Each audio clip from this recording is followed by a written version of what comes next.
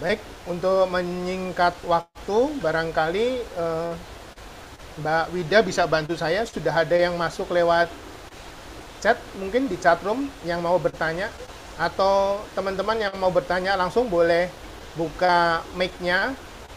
Silahkan saja, langsung dijawab sama Pak Tengsu. Waktunya sampai jam 17.15 ya.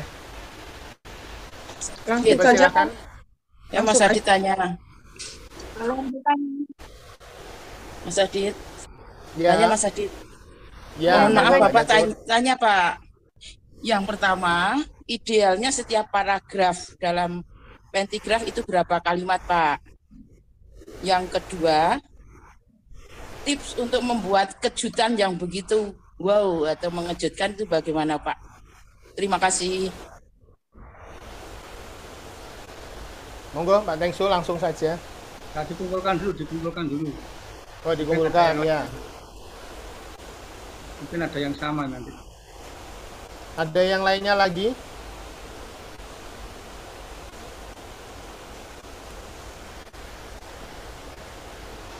Boleh tanya Mas Adit? Iya, monggo silakan. Sebut nama. Dengan tari. Ya, silakan. Yang saya ingin tanyakan, kenapa di paragraf terakhir itu harus yang wow gitu? Karena kadang kita ya membuat intinya yang wow gitu. Makanya kita kan intinya itu harus wow gitu. Ya, endingnya ya. Ada lagi? Udah itu aja. Terima kasih. Ya. Saya Mas Adit. Ya, satu lagi ya, coba untuk 3 penanya pertama. Monggo. Saya Mas Adit. Ya, silahkan. Pak Tengsu, saya mau tanya nih. Saya kan sebetulnya nulisnya nulis non fiksi, ya. Jadi tulisan-tulisan saya itu sebetulnya real semua. Apakah tulisan saya itu tidak bisa disebutkan sebagai sastra? Itu saya tanyanya itu. Tulisan saya itu termasuk sastra atau bukan? Meskipun di dalamnya juga ada novel, ada cerpen, ada pentigraf dan lain-lain, tapi itu tulisan real. Demikian, Pak. Ya. Begitu Pak Tengsu, 3 dulu, 3 penanya. Idealnya dalam pentigraf kalimatnya berapa? Satu paragraf itu Pak Tengsu. Kemudian ada 2 penanya yang menanyakan tentang paragraf 3 kejutan itu, apakah harus wow, mengejutkan, dan yang terakhir tadi masalah non fiksi. Monggo Pak. Baik, terima kasih Mas Adit ya. Jadi tidak ada ketentuan berapa kalimat dalam setiap paragraf, ya tidak ada ketentuan. Jadi yang menjadi ketentuan hanyalah panjang pentigraf itu maksimal 210 kata. Kalau 10 kata itu mau di-share setiap paragraf 70 ya boleh. Atau misalnya mau paragraf pertama 10 yang lain sisanya ya boleh. Tidak ada ketentuan ya. Yang penting dalam setiap paragraf itu hanya ada satu ide pokok itu saja. Dalam teori paragraf kan demikian. Lalu yang kedua tentang kejutan dalam paragraf ketiga ya. Kan ini memang cerpen hanya 3 paragraf ya. Jadi cerpen hanya 3 paragraf dan semua orang tahu bahwa setiap dalam cerpen 3 paragraf ketiga akan ada kejutan. Tapi orang tidak tahu kejutannya mau seperti apa. Sehingga Bapak Ibu ketika menulis cerita pendek atau pentigraf juga harus bisa membayangkan Bapak Ibu sebagai pembaca. Jadi pada waktu menulis Bapak Ibu membayangkan sebagai pembaca. Kalau aku sebagai pembaca, kira-kira akhirnya seperti ini. Nah, ketika Bapak Ibu membayangkan akhirnya seperti ini, Bapak Ibu akan bikin, lah nggak akan seperti itu, akan aku buat lainnya. tidak seperti itu. Jadi, nah itu. Lalu yang kedua, yang bagaimanakah cara membuat kejutan-kejutan itu banyak apa ya, banyak cara ya. Itu saya jelaskan dalam buku Meneroka Dapur, dalam buku saya yang berjudul apa ya, Sastra 3 itu. Rumah Sastra 3, rumah dalam Rumah Sastra dalam 3. Sastra 3 itu diterangkan itu bagaimanakah cara membuat kejutan. Jadi kalau Bapak Ibu ingin membaca lebih jelas, beli bukunya saja. Walaupun saya nggak jualan di sini ya. Jadi itu akan sangat terbantu di situ ya. Mengapa buku itu saya tulis? Karena saya sering diberi pertanyaan, daripada saya bingung menjawab, saya bikinkan bukunya saja. Jadi Betul, itu, Pak. Jadi mengapa ada kejutan? Karena memang kita hanya 3 paragraf, ya bagaimana kita membuat pesona, membuat daya tarik gitu. Lalu pertanyaan ketiga, Ibu telah bikin novel, bikin pentigraf, tapi menurut Ibu adalah fakta. Saya ingin tahu novelnya apa, Bu? Misalnya, Bu, novelnya apa? Ibu siapa tadi? Novel kehidupan. Ya, saya pikir dalam kehidupan ini sebetulnya sudah banyak sekali cerita ya. Kenapa harus mencari-cari yang tidak real gitu, sedangkan yang ada di sekitar kita itu sudah banyak sekali gitu untuk diikat menjadi tulisan. Seperti itu. Loh, kan saya sudah mengatakan semua karya sastra itu berangkat dari fakta, ya? Dari sesuatu yang real, dari sesuatu yang ada di sekitar kita. Ya? Saya tadi mengatakan bahwa sastra itu bukan khayalan, bukan imajinasi, bukan fantasi, ya. Tapi betul-betul apa yang sudah kita alami, apa yang sudah kita lihat. Ya. Jadi yang Ibu kerjakan mungkin sudah betul ya, bahwa itulah sastra. Jadi kalau orang mengatakan sastra itu berangkat dari khayalan, itu salah besar. Jadi berangkat dari apa yang dialami, dilihat, diamati. Imajinasi ada kemampuan menjahit aneka macam pengalaman. Ibu punya pengalaman A, pengalaman B, pengalaman C, dijahit jadi satu. Jadilah sebuah novel. Ya. Jadi ada kemampuan menjahit peristiwa-peristiwa, aneka macam peristiwa menjadi satu formula utuh gitu ya. Karena jahitan kita itu begitu bagusnya, kan itu. Tanpa ada pengalaman Ibu nggak bakal bisa nulis, nggak bisa. Dari mana kita menulis pengalaman tanpa pengalaman? Jadi semua novel, semua cerita pendek, semua puisi itu semua adalah pengalaman hidup pengarangnya. Jadi Bapak Ibu, wartawan, sastrawan, ilmuwan itu sama-sama, bahannya sama-sama peristiwa, sama-sama pengalaman. Apa yang ditulis wartawan ya pengalaman, apa yang ditulis ilmuwan ya pengalaman, apa yang ditulis sastrawan ya pengalaman. Yang membedakan apa? Cara mengungkapkan pengalamannya itu yang beda. Kalau bikin karya ilmiah ada formanya, ada pendahuluan, ada latar belakang, ada gitu-gitu ya, ada metode teori. Kalau jurnalistik ada caranya, 5W 1H itu muncul pada paragraf pertama, ada teorinya. Sastrawan juga begitu. Maka saya bilang tadi, saya sudah mengatakan tadi bahwa betapa pentingnya riset bagi seorang sastrawan. Seorang sastrawan harus riset, harus membaca, wawancara, mengamati, melihat. Tanpa itu semua nggak akan jadi ada tulisan yang bagus. Jadi saya tadi sudah ngomong seperti itu pada awal ketika bicara proses menulis gitu kan. Saya kira itu. Jadi apa yang Ibu tulis itu ya berangkat dari pengalaman. Iya, ntar Mama mau foto dulu. Ya. Masuk sastra gitu ya Pak ya? Apa? Termasuk sastra tidak? Tadi tulisan saya itu sudah termasuk sastra gitu Pak. Ya kan termasuk sastra. Makanya tunjukkan pada saya lah bukunya seperti apa, kirim ke saya biar tahu ini sastra atau bukan. Judulnya apa, Ya, Bu? Pak, Jangan siap. apa? Judulnya apa, Bu? Judulnya. Sebentar saya ambil.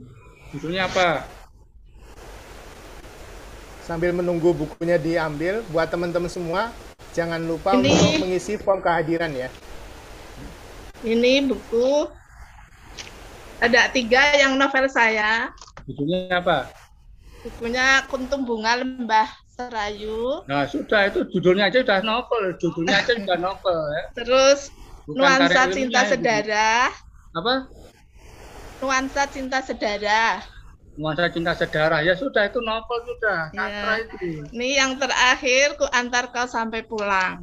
Nah, itu sudah Nah, sastra. sastra lagi itu udah. Jadi dilihat gitu dari ya, judul Pak. itu bukan karya ilmiah. Iya. Sastra. Iya, iya. Ya. Ya, makasih, Pak. Ya. Baik, terima Respon kasih dari Pak Tengsu Sastra. untuk jawabannya. Teman-teman semua diminta untuk mengisi kehadirannya, formnya sudah ada di room chat. Saya beri satu kesempatan untuk satu lagi sebelum kita menyaksikan tayangan video menendang batunya Pak Tengsu. Mungkin ada satu lagi teman yang mau Saya bertanya. Sadit. Ya, Saya monggo langsung. Sadit. Ya, Siapa satu aja saya, ya. Mas? Ya, Ya. silakan. Assalamualaikum warahmatullahi wabarakatuh. Terima kasih Waalaikumsalam. atas kesempatan yang diberikan dan terima kasih ilmu yang banyak sekali yang saya ambil dari kegiatan hari ini. Perkenalkan, saya Umi Agus Farida dari Kalimantan Selatan.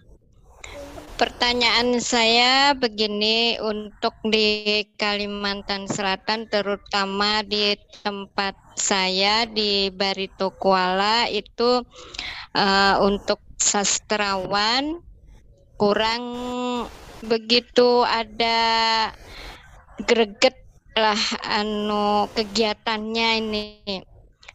Untuk menghidupkan itu saya mohon dari pengalaman sastrawan kita Bapak Tengsu Cahyono sebagai sastrawan Nusantara, terima kasih ilmunya dan bagaimana cara mengembangkannya di tempat saya yang terpencil dan belum ada gebrakan untuk sastra. Terima kasih.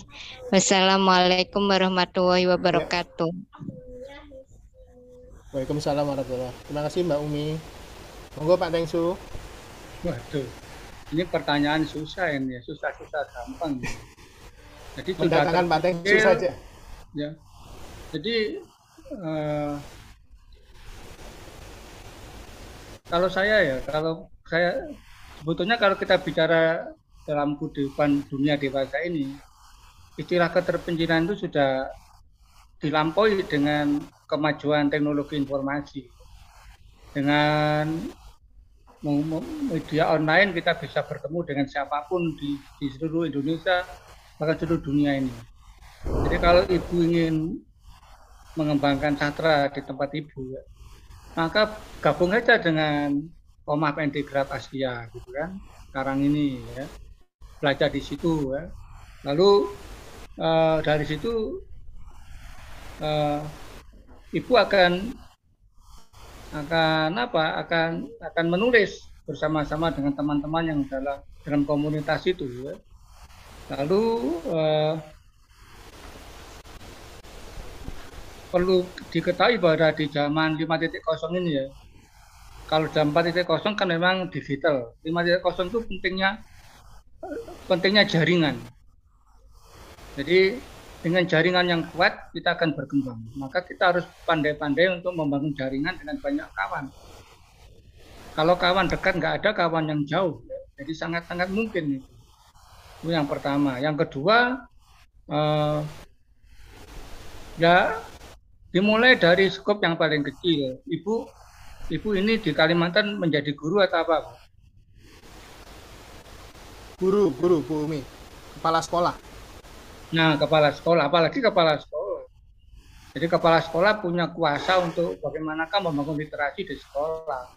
Maka guru-gurunya dipaksa untuk menulis itu pentigraf gitu kan. Bisa itu.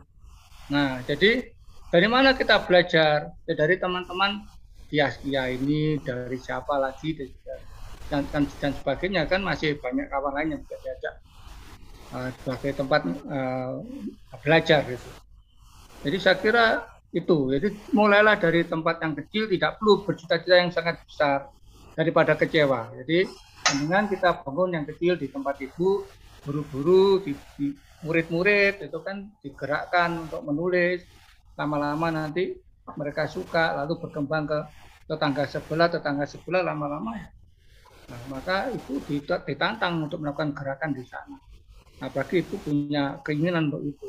Gabung dengan Rumah Pentigraf Askia atau Kampung Pentigraf Indonesia yang ada di Facebook, itu gampang sekali ya di sana belajar bersama. Saya kira itu. Baik, terima kasih Pak Tengsu. Jawaban untuk Mbak Umi di Kalimantan Selatan di Barito. Teman-teman, karena waktu sudah menunjukkan pukul 17.18, barangkali Mas Rian jadi mau menayangkan videonya. Mas Rian, ada waktu 2 menit. Monggo Mas Rian. Pak Tengsu sekedar prakata saja, ini hasil karya dari Askia Publishing Official berupa video, audio kita, pembacaan pentigraf yang diaudiokan. Mungkin nanti Mas Rian akan menambahkan sedikit. Monggo Mas Rian. Menendang batu, pentigraf Tengsu Cahyono.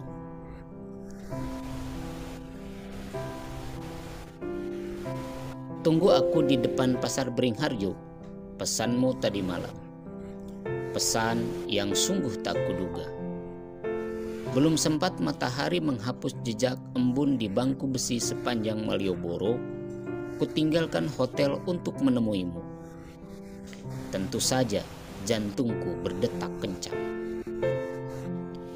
Wanti, begitu nama perempuan yang berkirim pesan semalam. Aku ingat ketika SMA dulu, Wanti adalah primadona sekolah. Cantik, cerdas, dan kaya. Sosok yang ideal. Mungkin sosok seperti itu hanya akan dijumpai pada novel-novel populer. Pagi itu trotoar di depan pasar Beringharjo sudah mulai sibuk.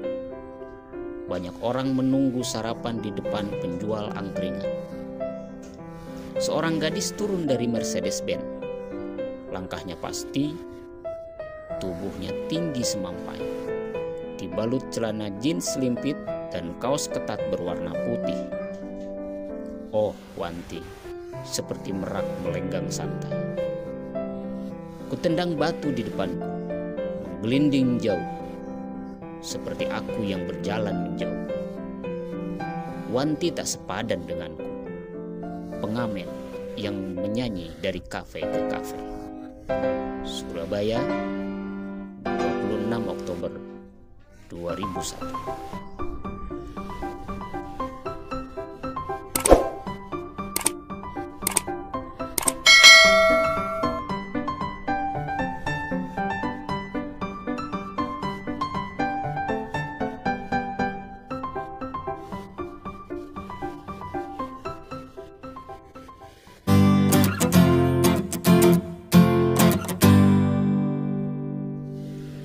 Begitu Pak Tengsu, jadi di Omah Pentigraf Askia, alhamdulillah, selain kita menulis pentigraf terus dan flash fiction juga sedang belajar menulis natika, kita berupaya sekarang untuk membacakan pentigraf-pentigraf dari teman-teman yang kemudian kita tayangkan di channel YouTube. All you need to do